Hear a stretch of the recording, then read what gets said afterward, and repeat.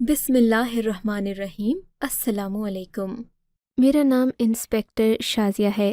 میں اس دن روٹین کی ڈیوٹی پر ہی بیٹھی تھی کہ ایک آدمی غصے سے پھنکارتا ہوا میرے آفس میں داخل ہوا۔ اس کی عمر تقریباً 60 سال ہوگی۔ چہرے کی داڑھی سفید تھی اور سر کے بالوں میں بھی چاندی اتر چکی تھی، مگر ابھی بھی یہ اچھا خاصا جوان نظر آتا تھا۔ چہرے پر روب اور دبدبا تھا، جسے دیکھتے ہی اندازہ ہو رہا تھا کہ وہ آدمی اس وقت بہت غصے میں ہے۔ میں نے دیکھا اس کے ساتھ تقریباً 10 سے 12 سال کا ایک بچہ بھی تھا۔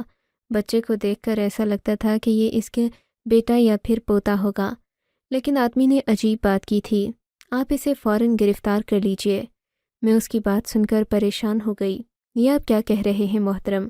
18 سال سے کم عمر بچوں پر FIR نہیں کٹ سکتی۔ اگر آپ اسے اندر نہیں کریں گے تو میں اسے مار ڈالوں گا اور اس کی جان لے لوں گا۔ اس کی ہمت کیسے ہوئی کہ یہ اتنا کہہ کر وہ آدمی چپ ہو گیا۔ کیا کیا ہے جناب اس نے؟ ہو گیا۔ کیا کیا ہے جناب اس نے؟ آپ اس کا جرم بتائیے۔ جرم بتانے کی بجائے وہ آدمی جس کا نام ظفر تھا سخت غصے میں آ گیا۔ آپ مجھ سے جرم پوچھ رہے ہیں؟ اس سے پوچھئے۔ نہیں، آپ نے شکایت کی ہے تو آپ ہی کو پتہ ہوگا کہ اس نے کیا کیا ہے۔ ہمیں بتائیے تاکہ ہم کوئی کارروائی کریں۔ میں نے اٹھ کر اس بچے کا جائزہ لیا تو وہ بہت ہی معصوم صورت لگا تھا۔ چہرے پر معصومیت تھی، لیکن فکر اور پریشانی ایسی جسے دیکھ کر مجھے ایسا لگتا کہ بچے کو کوئی گہرا غم لاحق ہے۔ آپ اگر میری بات نہیں مانیں گی تو میں اسے گنڈوں کے حوالے کر دوں گا اور پھر اس کی بوٹیاں ملیں گی۔ اس لیے آپ اسے تھانے میں بند کر دیجئے۔ میں کہہ رہا ہوں تو بند کر دیجئے۔ میں اس علاقے کا بہت بڑا آدمی ہوں، آپ مجھے جانتی نہیں ہیں۔ ظفر نامی اس شخص نے ایک ہی سانس میں ساری باتیں کہہ ڈالیں تو مجھے اس پر غصہ آنے لگا۔ مجھے اس کی یہ باتیں بہت بری لگ رہی تھیں، مگر کیا کرتی؟ میرے لیے اس کی بات ماننے کے سوا کوئی چارہ نہیں تھا۔ وہ آدمی غصے میں پاگل نظر آتا تھا، اور آپ تو پولیس کے حالات سے اچھی طرح واقف ہیں کہ یہاں اثر رسوخ والے آدمی کے لیے کوئی ایکشن نہیں لیا جاتا۔ یہاں تو جس کی لاٹھی اس کی بھینس والا قانون چلتا ہے۔ اس لیے میں نے سوچ لیا کہ اس سے پہلے کہ یہ آدمی اس بچے کو مزید کوئی نقصان پہنچا سکے، میں بچے کو وقتی جیل میں ہی بند کر دیتی ہوں تاکہ اس بیچارے پر کوئی آنچ نہ آ سکے۔ مگر بچے نے تو میری سوچ سے بھی بڑی اور بڑی عجیب بات کہی۔ میڈم، یہ آدمی جھوٹ بول رہا ہے، آپ مجھے جیل میں بند مت کیجیے گا۔ میرے چھوٹے چھوٹے بچے ہیں، وہ کیا کریں گے؟ آج ان کا باپ جب گھر نہیں جائے گا تو وہ پریشان ہو جائیں گے۔ بچے کی بات سن کر میں ہنس پڑی تھی۔ کیا ہو گیا ہے بیٹا؟ آپ اتنی چھوٹی سی عمر میں ایسی باتیں کر رہے ہو؟ میں تو آپ کو آپ کی حفاظت کے لیے یہاں بند کر رہی ہوں۔ ایسا نہ ہو کہ وہ چودھری صاحب آپ کو کوئی نقصان پہنچا دیں۔ وہ یہی کہہ کر گئے ہیں کہ اگر میں نے آپ کو کوئی بہت بڑا نقصان پہنچا دیں گے، آپ کے ساتھ خود ہی نمٹ لیں گے۔ بس بیٹا، اس لیے میں آپ کو یہاں بند کر رہی ہوں۔ آپ نے فکر نہیں کرنی، آپ کو کسی قسم کی تکلیف نہیں ہوگی یہاں پر۔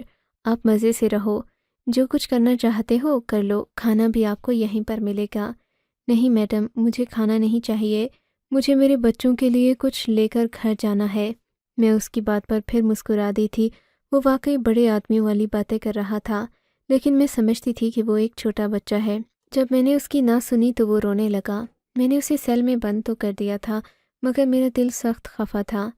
میں نے کانسٹیبل سائمہ کو بلایا اور پوچھا کہ کیا معاملہ ہے، یہ بچہ اتنا رو کیوں رہا ہے، اور یہ آدمی کون تھا؟ کیونکہ میری تو پوسٹنگ نئی ہوئی تھی، مجھے اس علاقے کے لوگوں کی زیادہ جان پہچان نہیں تھی۔ سائمہ کانسٹیبل یہاں 5 سال سے نوکری کر رہی تھی اور اسے یہاں کے حالات کا اچھی طرح سے معلوم تھا۔ کہنے لگی کہ میڈم، جو آدمی ظفر آپ کے پاس آیا تھا اس ہیں، مگر میں نے آج اسے پہلی بار دیکھا ہے۔ ظفر کے بارے میں مشہور ہے کہ یہ جس کے دشمنی مول لے پھر اسے چھوڑتا نہیں ہے۔ میں آپ سے یہی کہوں گی کہ آپ اس بچے کی حمایت مت کریں، جیسا انہوں نے کہا ہے ویسا ہی کریں۔ ظفر صاحب نے اگر اس کے ٹکڑے ٹکڑے کرنے کا کہا ہے تو وہ یہ بات کر بھی سکتے ہیں، انہیں کوئی پوچھنے والا بھی نہیں ہے۔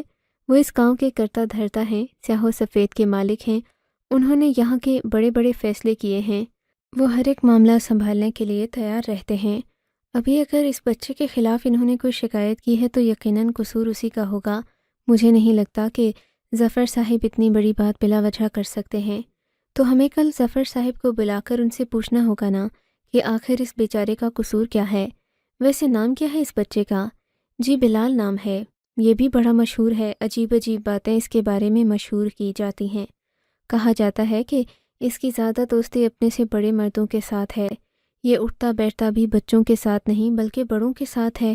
بات تو مجھے بھی بڑی عجیب لگتی ہے، ہو سکتا ہے اس نے ایسا ہی کچھ کیا ہو جس کی وجہ سے ظفر صاحب اسے خود یہاں لے کر آئے ہوں، ورنہ اگر وہ اتنے ہی ظالم ہوتے تو اسے خود بھی تو مار سکتے تھے، مگر انہوں نے اسے ہمارے پاس لانا بہتر سمجھا۔ میں نے دیکھا وہ 12 سالہ بلال جیل کی سیل کے پیچھے بیٹھا بری طرح رو رہا تھا، اس کی آنکھوں میں آنسو بھی تھے اور لال ڈوریاں بھی۔ مجھے ایسا لگا جیسے وہ ابھی رو رو کر ختم ہو جائے گا۔ میں نے اس سے جا کر بات کی کہ اگر تم مجھے خود ہی اپنا قصور بتا دو تو میں تمہیں یہاں سے نکالنے کے لیے تیار ہوں۔ بلال نے روتے ہوئے کہا کہ میرا تو کوئی قصور ہی نہیں، میں خود نہیں جانتا کہ مجھے ظفر صاحب یہاں کیوں لائے ہیں، اور اگر میں چاہوں بھی تو بتا نہیں سکتا۔ یہ کہہ کر اس نے اپنا سر جھکا لیا تھا۔ مجھے سائمہ نے کہا کہ مجھے بلال ڈرا ہوا لگتا ہے، اسی لیے ہمیں اس کی مدد کرنا ہوگی، لیکن میں یہ نہیں جانتی کہ قصور کس کا ہے۔ ایسا کرتے ہیں کہ بلال کو چادر اوڑھا کر لے چلتے ہیں، یہ وہاں لڑکی کے روپ میں چلے گا اور جہاں جانا چاہتا ہے اسے جانے دیتے ہیں۔ میں نے بلال سے پوچھا تو اس نے عجیب انکشاف کیا، کہنے لگا کہ میرے تو ماں باپ اس دنیا میں نہیں ہیں، البتہ میری 20 اولادیں ہیں۔ بلال کی یہ بات سن کر میں اور سائمہ ایک دوسرے کا چہرہ دیکھنے لگے تھے۔ یہ تم کیا کہہ رہے ہو؟ تم تو خود چھوٹے بچے ہو، تمہاری عمر 12 سال ہے۔ میں چھوٹا بچہ نہیں ہوں، میرے اپنے بھی بچے ہیں، آپ لوگ مجھے بچہ مت سمجھیں، میری بس عمر بچوں والی ہے، باقی تو میں باپ بن چکا ہوں، 20 بچوں کا باپ۔ مجھے اور سائمہ کو اس لڑکے کی ذہنی حالت پر شک ہو رہا تھا۔ میں نے کہا کہ چلو تمہیں برقع پہنا کر باہر لے چلتے ہیں، تم اپنے بچوں سے مل لینا۔ سائمہ نے بھی اسی بات سے اتفاق کیا، کہنے لگی کہ باہر جا کر اس کے پاس کوئی بچے نہیں ہوں گے، دیکھ لینا، اور یہ ہمیں بلا وجہ ہی باتیں سنا رہا ہے، اور مجھے تو ایسا لگتا ہے کہ بلال کا ذہنی توازن ٹھیک نہیں ہے، جب کا تو ہمیں خود بخود پتہ چل جائے گا کہ یہ کیا چاہتا ہے، اور ہو سکتا ہے کہ اس کے رویے کو دیکھ کر ہمیں ظفر صاحب کا غصہ بھی سمجھ آ جائے، اسی بہانے بلال کے ماں باپ سے بھی ملاقات ہو جائے گی تو ہمیں ساری کہانی خود ہی سمجھ آ جائے گی۔ مجھے بھی سائمہ کی بات صحیح لگی تھی کہ ہمیں بلال کے ماں باپ سے مل لینا چاہیے تھا، مجھے بھی بلال کا ذہنی توازن درست نہیں لگ رہا تھا۔ ہم لوگ اس کے ساتھ ہو لیے، اس نے بھی خوشی خوشی وہ برقعے والی چادر اوڑھ لی، کہنے لگا کہ بس ظفر صاحب مجھے پہچان نہ لیں، آپ لوگ مجھے میرے گھر تک چھوڑ آئیں۔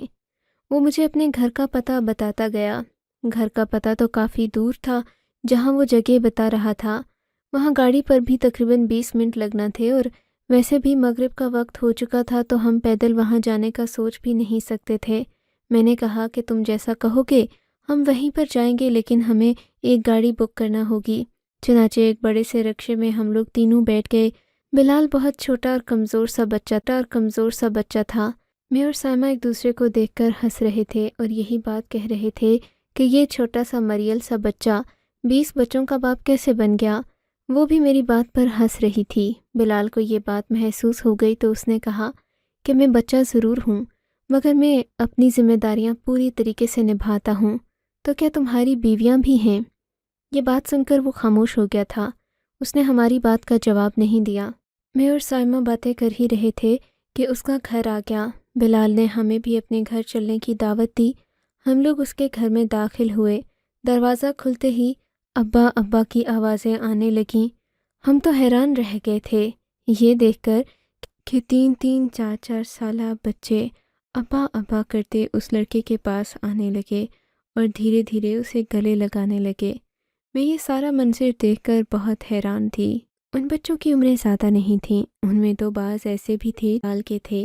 میں اور سائمہ ایک دوسرے کا منہ تکنے لگے، ہمیں لگا کہ شاید ان بچوں کی کوئی ماں ہوگی جو یہاں پر موجود ہوگی، لیکن جیسے ہی ہم نے یہاں قدم رکھا تھا مجھے تو یہاں کوئی عورت نظر نہیں آئی۔ بلال ہماری طرف دیکھ کر فاتحانہ نظروں سے بولا، یہ دیکھا آپ نے، میرے بچے میرا انتظار کر رہے تھے، اگر میں نہیں آتا تو انہیں کھانا کون کھلاتا؟ یہ کہہ کر بلال اندر گیا، اندر سے کچھ دودھ اور کھیر وغیرہ اٹھا کر لایا، پلیٹ میں ڈال کر ہمیں بھی دی اور کہنے لگا آپ لوگ بھی کھا لیں، میں نے صبح صبح اپنے ہاتھوں سے بنائی تھی، بس پھر ظفر صاحب آ گئے، وہ مجھے تھانے لے گئے، ورنہ تو میں انہیں کھیر کھلا کر ہی باہر نکلتا ہوتا ہوں۔ مگر آپ میرے بچوں کی لگن اور محبت بھی تو دیکھیں، انہیں مجھ سے اتنی محبت ہے کہ یہ میرے بغیر تو کھانا بھی نہیں کھاتے۔ میں ان کے بغیر کہیں جاتا بھی نہیں۔ میری عادت ہے کہ میں اپنے بچوں کو زندگی میں سب سے آگے رکھتا ہوں۔ وہ ہم سے یہ باتیں بھی کر رہا تھا اور ان بچوں کو کھیر وغیرہ بھی کھلا رہا تھا۔ اچھا، تو آپ کی بیویاں کہاں ہیں؟ میں نے اس بچے کی ذہنی حالت کا اندازہ لگا لیا تھا۔ وہ اتنا بھی پاگل یا پھر بچکانہ ذہن کا نہیں تھا جتنا کہ میں اور سائمہ اسے سمجھ رہے تھے۔ وہ تو اچھا خاصا عقل مند لڑکا لگ رہا تھا۔ میں تو بس اسے دیکھتی ہی جا رہی تھی۔ تھوڑی دیر کے بعد سائمہ کہنے لگی کہ اب ہمیں یہاں سے چلنا چاہیے، مغرب کا وقت ہو گیا ہے۔ میں نے کہا نہیں، ہم بلال سے اس کی بیویوں کے بارے میں پوچھ کر جائیں گے۔ ہو سکتا ہے کہ وہ خامخواہ ہی جھوٹ بول رہا ہو، یہ بچے کسی کے ہوں، اور پھر اگر ایسی بات نہ ہوتی تو ظفر صاحب اسے جیل میں بند کروانے کی ہم سے اتنی زیادہ درخواست کیوں کرتے؟ ضرور اس بچے میں کوئی نہ کوئی ایسی بات ہے جس نے ظفر صاحب جیسے معزز آدمی کو اس کی شکایت کرنے پر مجبور کر دیا، ورنہ ایسے ہی تو کوئی ایک بچے کی شکایت نہیں کرتا۔ اب اس آدمی کو کیا پڑی ہے کہ وہ اپنے سے اتنا چھوٹے ایک بچے کی شکایتیں لیتا پھرے؟ ہم جا کر اس کی بیویوں سے مل لیتے ہیں۔ ہم نے یہ بات بلال سے کہی تو کہنے لگا کہ میری بیویاں 4 مختلف جگہوں پر ہوتی ہیں، کیونکہ میں نے 4 شادیاں کر رکھی ہیں تو میری 4 بیویاں ہیں۔ ہاں، تم اتنی سی عمر میں 4 بیویوں کے شوہر بھی بن گئے، یہ کیسے ممکن ہے؟ اگر آپ لوگ بار بار میری عمر پر ہی طنز کریں گے تو پھر میں کیسے آپ کی باتوں کا جواب دوں گا؟ اب وہ ہم پر غصہ ہو رہا تھا کیونکہ ہم بار بار اس کی عمر کے بارے میں کہہ رہے تھے۔ اب اسے اس بات پر غصہ بھی آ رہا تھا۔ بہرحال اس نے اپنی پہلی بیوی سکینہ کا نام بتایا اور کہا کہ وہ ظفر صاحب کی حویلی میں ہی رہتی ہے۔ اب اس بات پر میرا شک بڑھنے لگا تھا۔ لڑکے، تمہاری بیوی ظفر صاحب کی حویلی میں کیا کر رہی ہے؟ اگر تم اس کے شوہر ہو تو تمہیں پتہ ہونا چاہیے کہ تمہاری بیوی کہاں رہتی ہے۔ تم ان کے ساتھ کیا دشمنی پال کر بیٹھے ہو؟ اتنے معزز آدمی ہیں وہ۔ میری بات پر اس نے کہا کہ آپ میری بیوی سے پوچھ لیں، میں نے تو چوہدری صاحب کے ساتھ کبھی کوئی بدتمیزی نہیں کی، لیکن اگر آپ میرے اوپر ایک مہربانی کر سکیں تو سکینہ کو چوہدری صاحب کی حویلی سے لا کر یہاں رکھ دیں تاکہ وہ اپنے بچوں سے بھی تو مل سکے۔ آپ اس کا بچہ دیکھیے، وہ بہت کمزور ہے اور اسے ماں کی ضرورت ہے۔ اب تو مجھے اس بچے کی بات پر کوئی شک نہیں تھا، کیونکہ واقعی میں 2 سال کا ایک چھوٹا بچہ جھولے میں پڑا رو رہا تھا۔ تو کیا تمہاری باقی بیویاں تم سے ملنے نہیں آتی؟ آتی ہیں، مگر اتنے سارے بچوں کو سنبھالنا ان کے لیے بھی ممکن نہیں ہے۔ تو تمہاری باقی بیویاں کہاں رہتی ہیں؟ جی، وہ بھی ظفر صاحب کی حویلی میں ہوتی ہیں، اس نے سر کھجاتے ہوئے جواب دیا تھا۔ ظفر صاحب تم سے اتنی نفرت کیوں کرتے ہیں کہ تمہاری اتنی سی عمر کے باوجود بھی تمہیں تھانے میں بند کروانا چاہتے تھے، ورنہ وہ تو تمہارے ٹکڑے ٹکڑے کرنے پر تلے ہوئے تھے۔ کوئی تو وجہ ہوگی، ورنہ اتنا بڑا آدمی تم سے بلا وجہ دشمنی مول نہیں لے سکتا۔ چلیے ٹھیک ہے، آپ میرے ساتھ چلیں، ہم ظفر صاحب کی حویلی میں چل کر ان کے سامنے ان کے باقی ملازموں سے پوچھ لیتے ہیں۔ آپ بھلے کسی سے بھی دریافت کر لیں، میری تو ظفر صاحب سے کوئی دشمنی نہیں، بلکہ ابھی اگر آپ ان سے پوچھیں گے تو وہ بالکل میرے خلاف کوئی بات نہیں کریں گے۔ آپ نے مجھے تو تھانے سے نکال دیا ہے، اس بات پر بھی انہیں کوئی اعتراض نہیں ہوگا۔ دراصل ظفر صاحب کو نا کبھی کبھی غصہ آ جاتا ہے تو وہ ایسی باتیں کر دیتے ہیں۔ دراصل میری بیویاں زیادہ ہیں، ان کی تو 2 ہی ہیں، اسی لیے تو میں انہیں برا لگتا ہوں، کیونکہ میری کم عمر میں بھی زیادہ بیویاں ہیں، جبکہ ان کی تو بڑی عمر میں جا کر بھی صرف 2 ہی بیویاں ہیں۔ امید ہے کہ آپ کو میری بات سمجھ آ گئی ہوگی۔ بلال بڑے خوش ہو کر ہمیں یہ باتیں بتا رہا تھا۔ چلو ٹھیک ہے، ہم ظفر صاحب کے پاس چلتے ہیں۔ فی الحال آپ جائیں، میرے تو بچے اکیلے ہیں، وہاں جا کر آپ سکینہ کو میرا پیغام دیجیے گا کہ میں اسے بلا رہا ہوں۔ نعمان بہت بیمار ہے اور اس کی طبیعت کل سے خراب ہے۔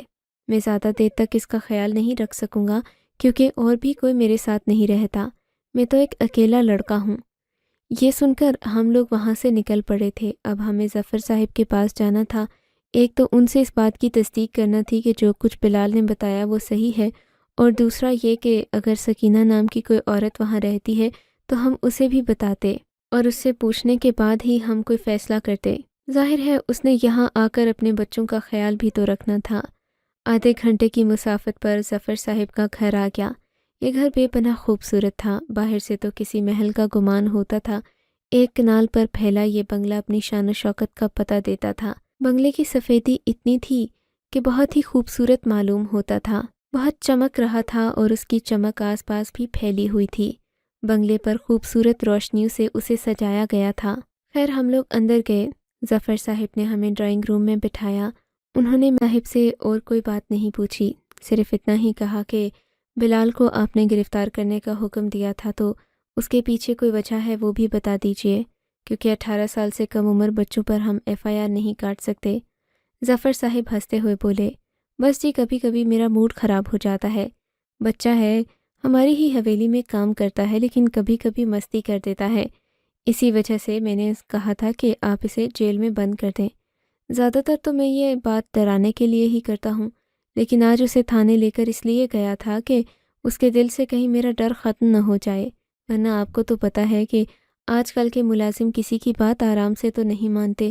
بلال میرا پرانا ملازم ہے، اس کا باپ بھی میرا ملازم تھا، نوکر تھا، اور یہ لوگ ہمارے خاندانی ملازم ہیں۔ مجھے اگر اسے کچھ کہنا ہی ہوتا تو اسے تھانے لے کر کیوں آتا؟ ہم لوگوں کو کسی قانون کی ضرورت نہیں۔ ظفر صاحب کے لہجے سے ان کا غرور صاف ٹپک رہا تھا بلکہ چھلک رہا تھا۔ میں نے کہا کہ اگر ہم بلال کی کسی بیوی سے مل سکیں تو کیا یہ ممکن ہے؟ جی بالکل ممکن ہے۔ یعنی کہ ظفر صاحب نے بلال کی بیوی کی تصدیق کر دی تھی۔ مارے حیرت کے ہماری تو آنکھیں کھلی کی کھلی رہ گئیں، کانوں سے تو جانو دعا نکلنے لگا۔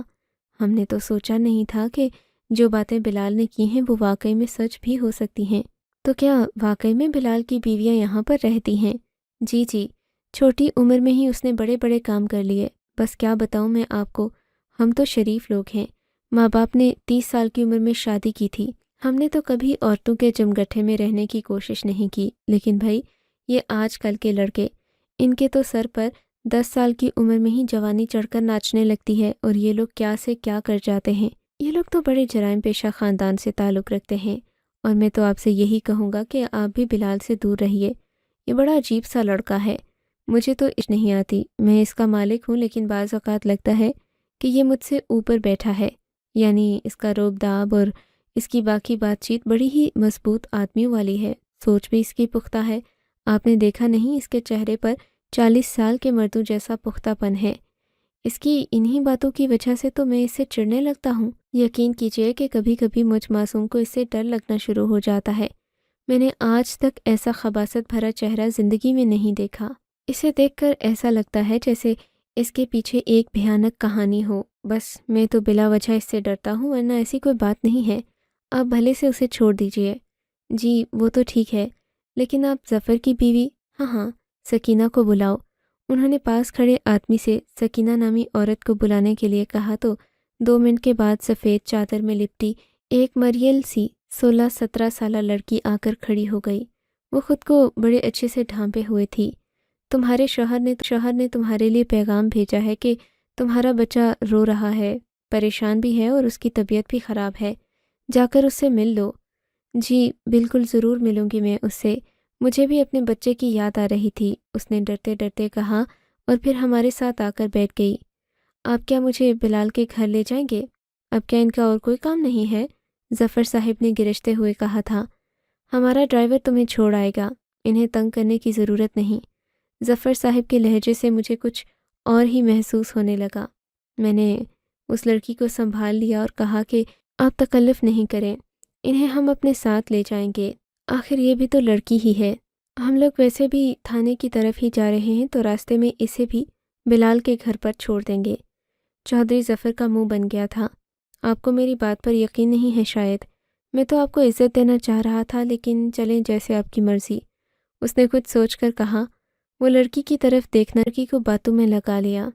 ہم سکینہ کو لے کر چودھری ظفر کے کمرے سے نکلے۔ میں نے دیکھا اب سکینہ کے چہرے پر وہ پریشانی اور ڈر ختم ہو چکا تھا۔ ہمارے ساتھ گاڑی میں بیٹھتے ہی وہ ادھر ادھر دیکھنے لگی۔